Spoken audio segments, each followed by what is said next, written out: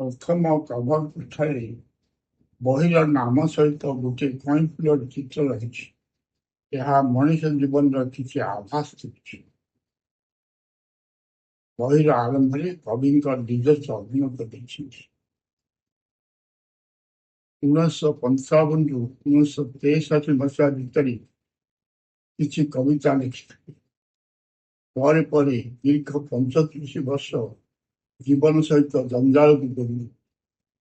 କବିତା ଗୁଡ଼ିକର ପରିଚୟ ହଜିଯାଏ। ସେଗୁଡ଼ିକ ସଂଗ୍ରହ କରି 2003 ମସିହାରେ ପୁଣି କିଛି କବିତା ଲେଖିଲେ।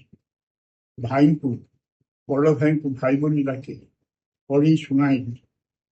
ସେତେବେଳକୁ ସେ ବିଭିନ୍ନ ପତ୍ରପତ୍ରିକାରେ ପ୍ରକାଶିତ ପ୍ରବନ୍ଧ ଗୁଡ଼ିକୁ ପୁସ୍ତକ ଆକାରରେ ପ୍ରକାଶ କରିବା ଚେଷ୍ଟାରେ ଥାନ୍ତି।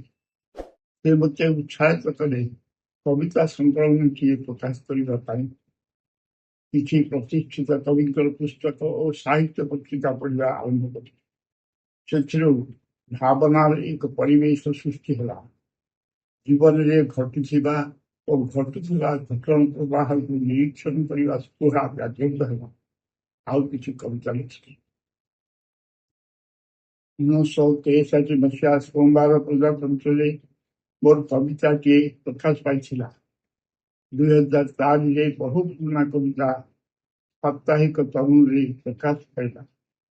2004 ଅଗଷ୍ଟ 15 ପାଇଁ ଷଷ୍ଠିକ ପଣ୍ଡିଚେରୀ ଯାଇଥିଲି। ଫେରି ଦେଖିଲି ଦୁଇଟି ଚିଠି ଘରେ ପଡ଼ିଛି। ଚିଠିର ଭାବନାକୁ ଭାବବସ୍ତୁ ଥିଲା ଅନୁପମ ଭାରତର ସୌରଭ ପୃଷ୍ଠାରେ ପ୍ରକାଶିତ କବିତାଟି ପାଠକର ଶ୍ରଦ୍ଧା ଲାଭ କରିଛି। ପୁଣି ଉତ୍ସାହ ଥିଲା। ପରେ ପରେ ବିଭିନ୍ନ ପତ୍ର ପତ୍ରିକାରେ କିଛି କବିତା ପ୍ରକାଶ ପାଇଛି। ଆଗକୁ କବିତା ଧାର କେତେ ବାଟ ଯିବ ଜାଣିନି।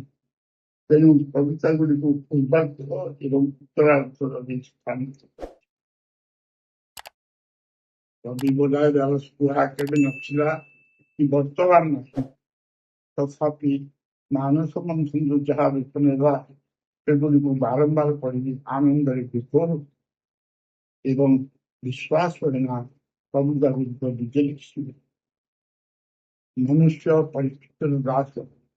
କୌଣସି ଏକ ପରିସ୍ଥିତିରେ ତରୁଣ ସାହିତ୍ୟିକ କିଶୋର କରଙ୍କ ସାଙ୍ଗରେ ଦେଖା ହୁଏ ଓ ସେ ମୋର ଏହି ପାଣ୍ଡୁଲିପିର କିଛି କବିତା ପଢ଼ି ସଂକଳନ ପାଇଁ ପ୍ରସ୍ତାବ ଦିଅନ୍ତି। ତେଣୁ ଏହି କବିତା ସଂକଳନ।